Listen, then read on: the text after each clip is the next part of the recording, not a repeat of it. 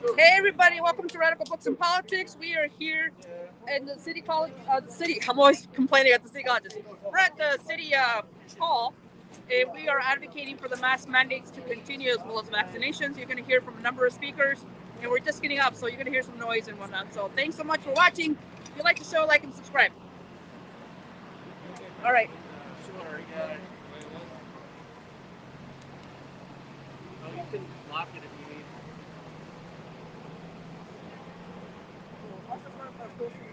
Okay, thanks. I wasn't planning on it. Dude, you didn't prepare me for that. What? Seriously, what? What, dude? No. No, I don't want to fuck it up. Sorry, dude. I'm going to end up saying Spanglish and then I'm going to look like an idiot. Okay. You do it in Spanish. Just kidding. No, you don't. My Spanish is good. Although I can't do that.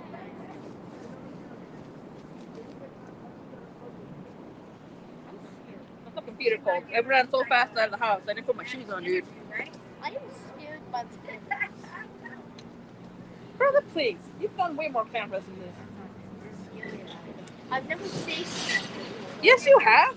I've never When we were at the one rally, dude, the cameras roll in front of you. I didn't see them. Breathe in, breathe out. Just look at that dude's logo then.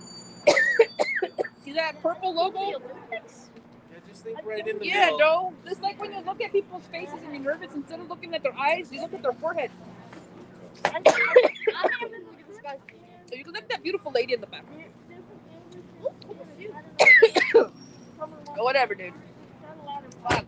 I'm gonna sound like I have fucking COVID. Yeah, I'm happy I got this. This is why we need masks. Stop the coughing. Chicano getting a cough.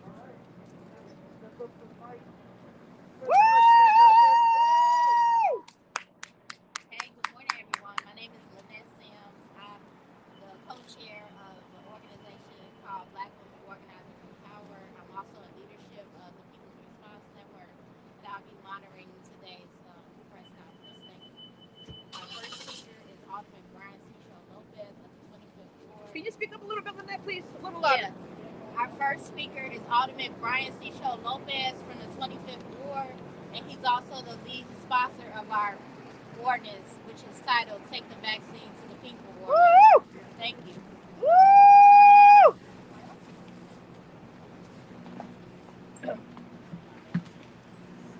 Good morning, I'm Buenos Diaz. It is, we're concerned that we can see the flexibilization of COVID-19 protocols. It is clear that we're in election season, and many elected officials have forgotten that we're still in the middle of a pandemic. We still have immunodeficient patients. We're still immunocompromised residents across the city of Chicago that need to make sure that we follow the CDC guidelines. CDC guidelines are very clear. We're still on the red alert in as many as 85% of the districts across the state. And here in the city of Chicago, as many as 45% of the Black community is still yet to be vaccinated. Right. We still have over 35% of the Latino community still yet to be vaccinated. Only 22% of 5 to 15-year-old kids in the district have been vaccinated, and we're yet to hear an ordinance that we have put forward back in March of 2021 to get vaccination in our schools. We see a slow progress in that matter. We continue to see with great concern that elected officials are more worried about their donors. They're more worried about pleasing certain parts of the population and forgetting about the Black and brown residents, many of whom are essential workers and their kids who attend CPS schools. CPS rates are below the average, where we have 34% of kids vaccinated.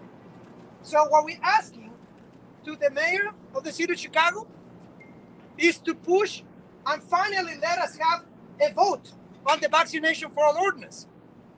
What we have clearly what the science shows, what CDC guidelines show, that is to make sure that we have vaccination in our communities.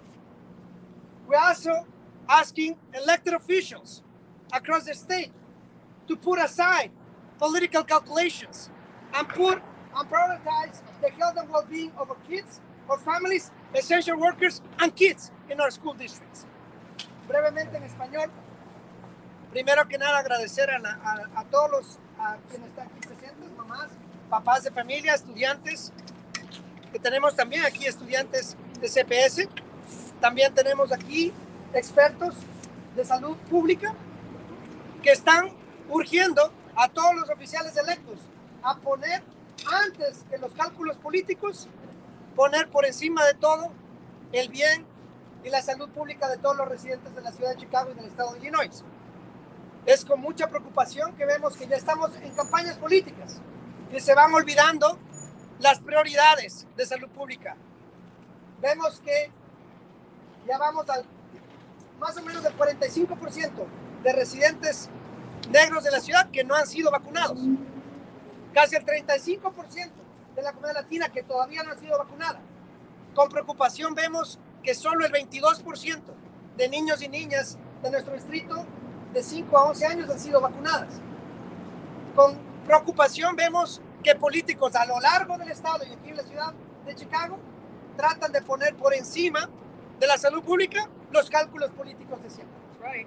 Queremos urgir a los oficiales electos que dejen de un lado la campaña política y prioricen antes que todo la salud y el bienestar de nuestros niños en el distrito, de nuestras familias, trabajadores esenciales que necesitan priorizar la salud pública. Especialmente preocupación con los pacientes y residentes que son inmunocomprometidos, que necesitan más que nada que tengamos urgentemente oficiales electos que pongan por encima de todo la salud pública. Muchas gracias. Woo! Gracias, Byron. Hi, everyone. Our second speaker is a youth activist by the name of Antonio Estrada. No, Antonio Breed. Antonio Breed, I'm sorry. And our youth activist from the People's Response Network. Woo! All right, Antonio! Hit it. You can take off your mask, Antonio. You can take off your mask. Oh, okay.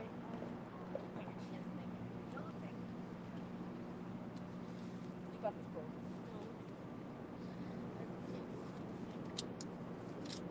Deep breath. Speak from the heart. Go up to the mic. Closer. We're with you, Antonio. Right. Don't worry. Hello, everyone. My name is Antonio Gui. I'm currently a student facing the harsh reality of the fact that people are still at risk years into the reign of the virus. I believe this is pure insanity that people at our highest pillars of leadership in Chicago still turn a blind eye to a virus that is attacking life as we know it. A virus that has taken over 36,000 people from us alone. People who had families and lives yet to live. Yet, it's like to some people, lives taken away from us due to COVID don't matter. Right. Even now, in places like the Chicago metropolitan area, we still see the rates aren't going to drop anytime soon. We as a collective need to do something about this. If we don't, we will only see cases and deaths rise. This is why we need to continue fighting and show the best way to stop the spread of COVID-19. I'm lucky to be vaccinated and in fine health. But this is not the same for people.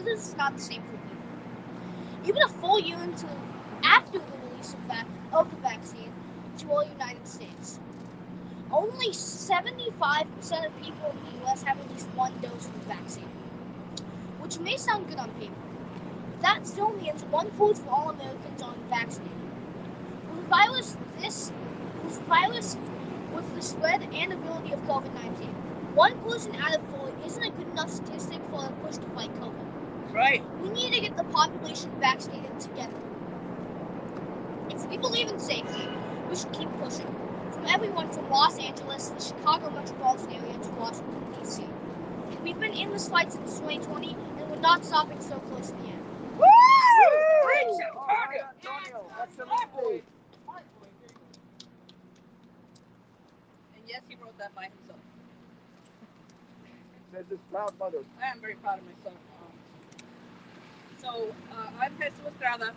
I'm the chapter chair of Harold Washington College, Local 1600, Cook County College Teachers Union.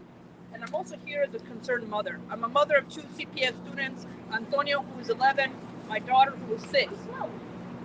Oh shit! Oh, you're right. My son is 12 now. Sorry about that. Sorry, he just had a birthday recently. But I think that a lot of people are hoping this is over, and I'm here to tell you it's not. We are still living in a pandemic. People ask me, Jesú, why are you still fighting? Can I take my mask off? Are things back to normal? No, things are not back to normal. And as much as people want things to get better, and we got a little bit of a people for Omicron, this new variant could be devastating. And the thing that concerns me is that, I work at a community college. I work at Harold Washington. And I know that 70% of Chicago population is vaccinated. But a majority of the people that are not vaccinated are the students I serve, Black and brown students. I have had students tell me, I am not going to get vaccinated now, and I never will. And it's for them that I'm really concerned that they could be hospitalized or end up dying. And what about our children? Our children got a vaccine that didn't really protect them fully. When are they going to get their boosters? When are they going to get a vaccine that gives the antigens they need to fight this virus? I'm going to tell you a personal story. Over the holiday break, we all fully vaccinated booster, and my kids are vaccinated. We all got COVID. We were practicing the highest safety standards. And the lucky thing is, we didn't go to the hospital. That was protection. You see what I'm saying? It's not to say the vaccine didn't work. What I'm saying is there's a dire need for every American to get vaccinated or protected. And the way to do that is to keep the mask mandate, to keep people vaccinated. And I'm also representing the employees of Harold Washington District Office, full-time faculty, professionals, and security. And it's really unconscionable that they can work from home and students will not lose service. I have professionals that have family that are at risk, part-time tutors that are being made to come in the building, tutor students on a computer. This makes absolutely no sense when they could easily keep our students, our employees, and the community safe. It's irresponsible. So, how do we get out of this? How are we going to beat this thing? And like Antonio said, we got to do it collectively. But I also think what could help us is this outstanding ordinance sponsored by Byron Sigcho-Lopez called Take the Vaccine to the People. And I'm very proud of the 11 plus alderpersons that are standing on principle to support this ordinance. This ordinance would bring vaccines to the communities. It would bring testing to the communities. It would offer jobs for people in our communities to be contact tracers and more. And what happened to those COVID funds? Are they being spent on students, on the families that need them the most? I can guarantee you they're not. We need federal funding. We need state funding to help our workers, to help our families that are suffering. And many are suffering, and they're losing their homes, and they're on the streets. This is just one measure, one step. We could do this together. And I want to thank you all, the press, for being here. I want to thank all our allies, all our organizations that are here. But I'm going to tell you, our communities, our families deserve nothing less. Keep the masks, keep the vaccines, nothing short of that. Un poquito en español. Mi nombre es María de Jesús, soy la cabecilla de mi sindical, Cook County College Teachers Union en el colegio de Harold Washington, el distrito. Y nosotros tenemos muchos problemas, pero lo que le voy a decir es que la cosa no está normal. COVID todavía está afectando a mucha gente, especialmente a nuestra gente hispana, nuestra gente africanoamericana. Pero lo que estamos pidiendo es que a lo mínimo continúen de vacunar y que mantengan las mascarillas, porque a cualquier momento un negocio, una escuela en high red podría quitar la mandatoria de la vacuna. También estamos pidiendo que apoyen a esta ordenanza muy importante. Lleva la vacuna a la gente que está sponsored por nuestro alderperson Byron Sigcho-Lopez. Y esta ordenancia, la gente en sus comunidades recibirían la vacuna, recibirían la prueba de COVID para que no tuvieran que ir al hospital o ir al doctor. Podríamos tener muchos trabajos para gente que quisieran ser contact tracers. So, ojalá que nos apoyen, pero fundamentalmente no hay que deshacernos de las máscaras. No hay que hacer de las políticas de vacunar a los empleados, a los estudiantes, a los maestros. Gracias. Excelente, compañera. Oh, sorry, dude. Is that okay? It's back. Yeah. Our next speaker is a parent by the name of Leigh Mabry White. She's a CPS parent and also a part of Activate Parents Chicago. Woo! Woo! Good morning. morning. My name is Leigh Mabry White, and I'm a proud mom of an autistic second grader in Chicago Public Schools. I am with Activate Chicago Parents. We represent parents and families who support public education and public school teachers. We are here to push back against the attacks on public schools by extremist groups and those who want to privatize, monetize, and control Chicago public schools. Hear, hear. All right. First and foremost, we thank our teachers and their mighty, mighty union who sacrificed 4 days of pay to keep our children safely in school. Amen. Their safety agreement shields our students from the politicalization of masks and COVID mitigations. As Stacey Davis Gates has said, COVID mitigation is a group project. Universal masking keeps our schools open and our children as healthy as possible. Less than 30% of our elementary school children are vaccinated, and we need to hold steady for our children under 5 who do not have a vaccine available. Right. Preach it. I must use this opportunity to speak to our children with IEPs and 504s, many of whom are medically fragile and are protected under the American Disabilities Act. They are legally required to receive a free, appropriate public education. This makes masking of paramount importance for their health and safety. Our special education students deserve to feel safe in school, not to constantly be pushed aside for the sake of normalcy or for the sake of our comfort. Lastly, we demand Chicago Public Schools add the COVID vaccine to the list of required immunizations for fall 2022. Woo! We need a path forward, and masks in combination with vaccination are our only options to move in the direction that we all want. Activate Chicago Parents believes normal was never good enough for our students, so let's go ahead and cancel the Aramark contract now! Woo! Say it louder.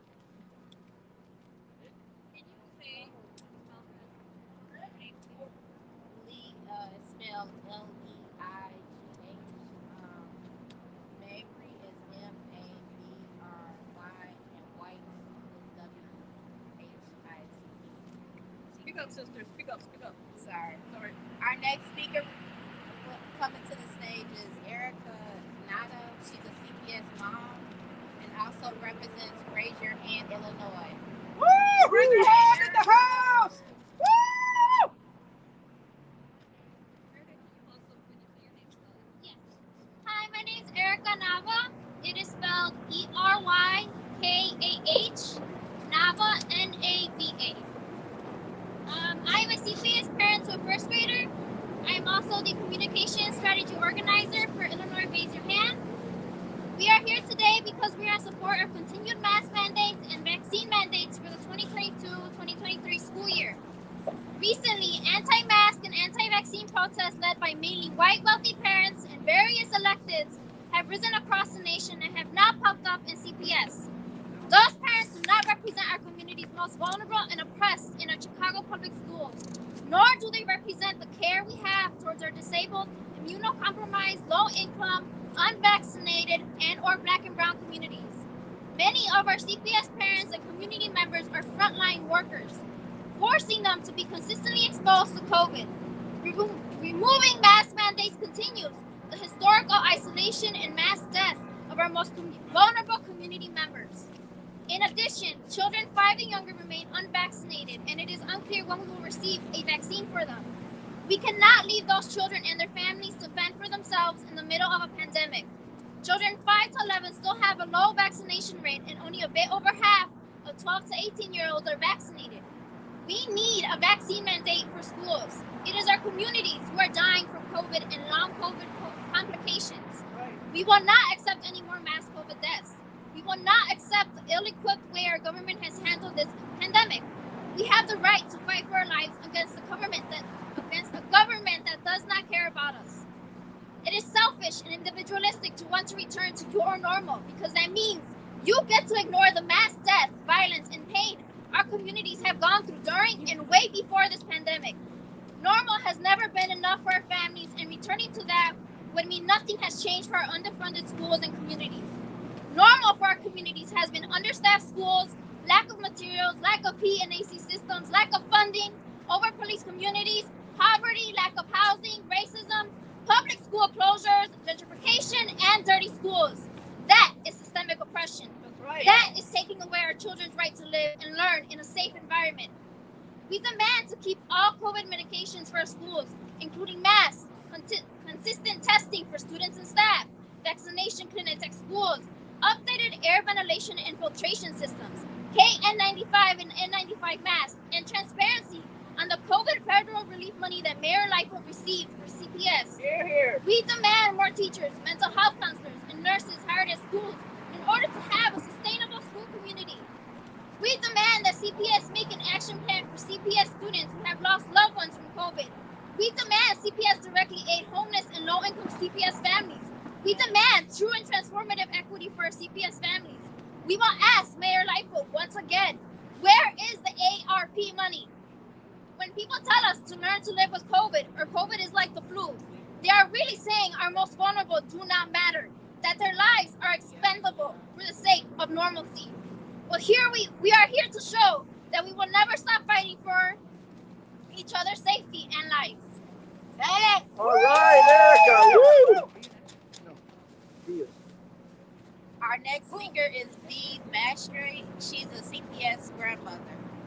All right, Bea. We love grandmothers. Good morning. I have a 13-year-old grandson in CPS. He is fully vaccinated, boosted, and asthmatic. His mom and stepdad are fully vaccinated and boosted. His 4-year-old sister is not, because there's nothing available for her at this point. CPS is not doing enough to protect students, teachers, and staff. As Leigh mentioned, Aramark has been problematic at best. They don't necessarily clean schools thoroughly, and some are not cleaned at all. You cannot sanitize when it's not being cleaned. Children deserve to have something to go to a school that's clean and sanitary. It's well known that kids are exposed to things at school. And you know this if you have kids at school. They just bring home whatever they are exposed to at school and then expose their families. Some kids at my grandson's school have recently had COVID. Masks, such as what we're wearing and many of you are wearing, are known to help prevent the spread of COVID and other illnesses. The mandate is in place in schools because the teachers' union insisted on it being in a written agreement. The teachers' union had to force CPS to do the right thing. That's right. And then they got vilified for doing the right thing. It should not happen that way. CPS should be bending over backwards to make sure that everyone in those schools is safe. Here, They're here. not. Now, CPS and the mayor have promised many things, and they have not fulfilled them. They have $2.6 billion available for providing masks, doing testing, contact tracing, paying for school nurses, using schools as vaccination sites, and more. That money is not being used. It's time to use that money, and it's time to replace Aramark with a company that will do its job. Here, here. It's time for CPS to fulfill their promises. Thank you. Woo!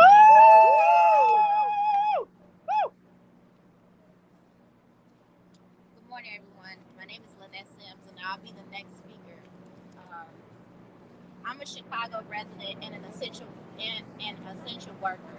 I disagree with the removal of the indoor mask mandate and vaccine requirements.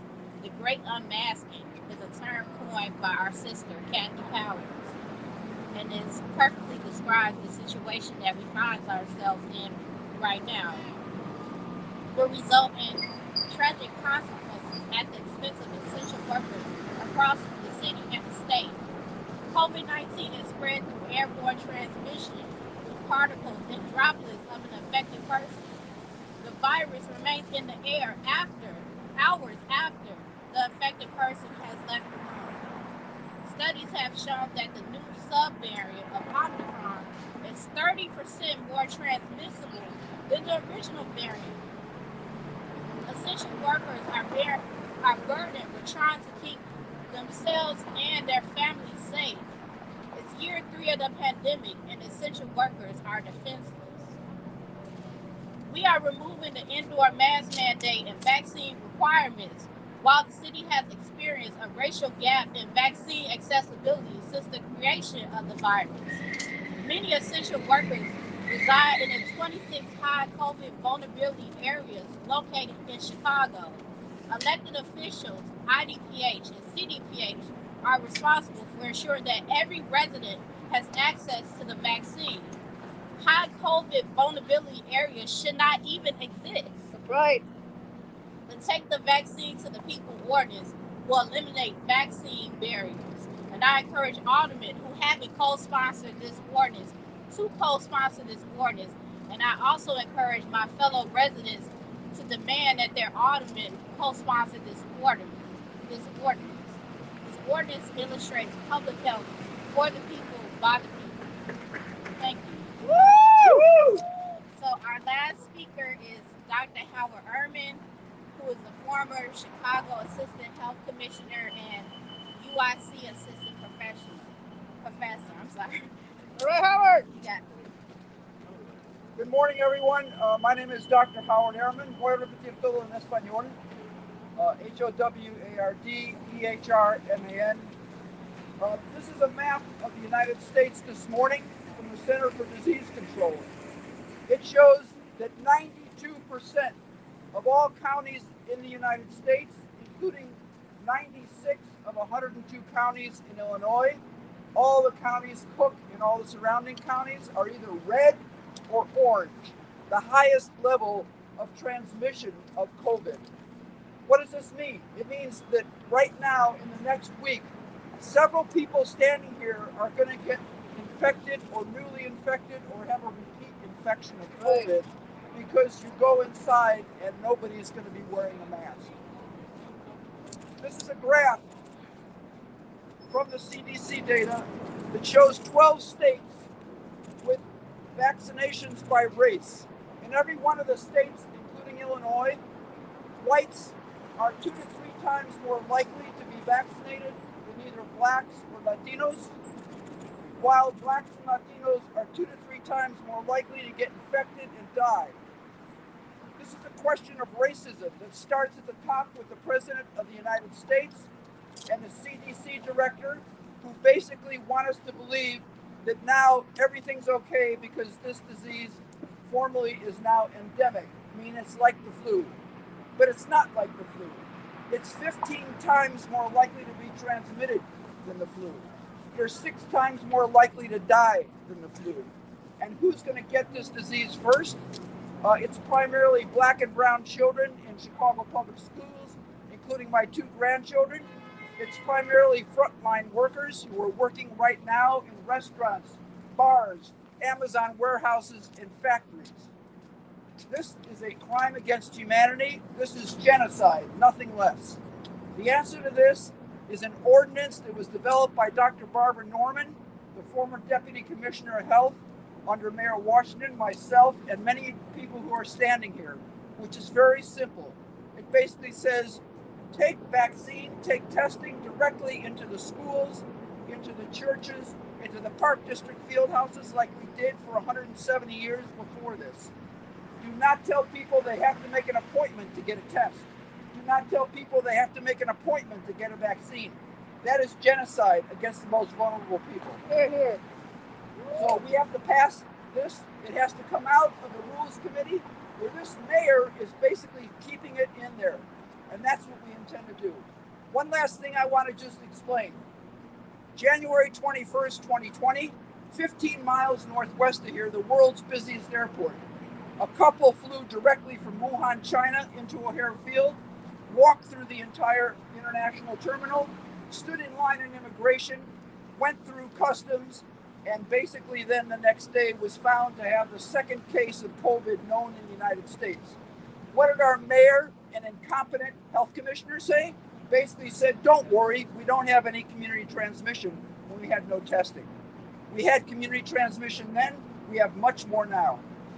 En español, mi nombre es Dr. Howard Ehrman, fui el comisionado asistente aquí en Chicago entre 1985 y 1991. Voy a presentar un plan de Estados Unidos que dice que son más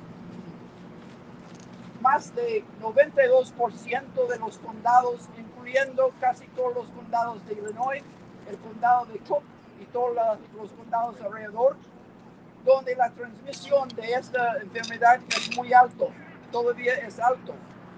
No vamos a tener una seguridad para quitar las máscaras, para quitar los requisitos de las vacunas, antes que todo está azul. Y nada más es un condado en todo el estado de Illinois que está azul. Es un crimen contra la humanidad, es genocidio, especialmente en contra la gente morena y la gente latina que existe aquí en esta ciudad, en todo el estado y Estados Unidos. Nosotros ya proponemos hace casi un año por el concejal Byron Sigcho-Lopez una ordenanza muy clara que vamos a llevar las vacunas, las pruebas de COVID y todo lo demás adentro de todas las comunidades, en cada escuela, en cada iglesia, en cada parque, en cada sitio de trabajo. Esta ordenanza tenemos que pasar, pero la alcaldesa no quiere porque quiere privatizar todo el dinero. Ya tenemos datos que vamos a presentar en 2 semanas, datos que dice que 90% de todo el dinero que llegó a Chicago, incluyendo en las escuelas públicas, no está gastando en las escuelas ni tampoco en el Departamento de Salud. Está gastando con organizaciones privadas y compañías privadas. Muchas gracias.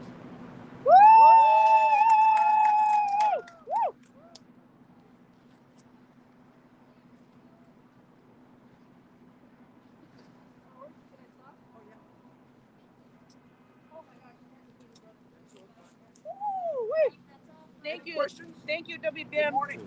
Good morning. Hello, How are you doctor. today? How are you? Good to see you again. Yeah, I think Cool. we got enough. Thank you, brothers. I really appreciate y'all. Seriously. I'm always happy to see you. Can for everybody? You bet. Antonio Breed. B-R-E-E-D. And he's 12, not 11. He goes to National Teachers Academy. I'm sorry, you can answer for yourself. I'm sorry. You did a very good job. Thank you. National Teachers Academy. Where's that at? That's off in Aramark near Chinatown. That's a school that the mayor was trying to close for the bourgeoisie, and they got together, fought for 2 years. The judge ruled in favor of the school. It's a very, very progressive African-American school. It's amazing. So you're in 7th grade? 6th grade. 6th grade. And on the debate team.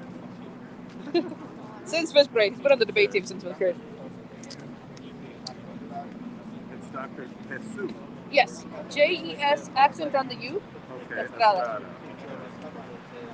I thought that was a misprint. No, it's not. I go by my middle name. My first name is Maria, so too many Marias in the world, right?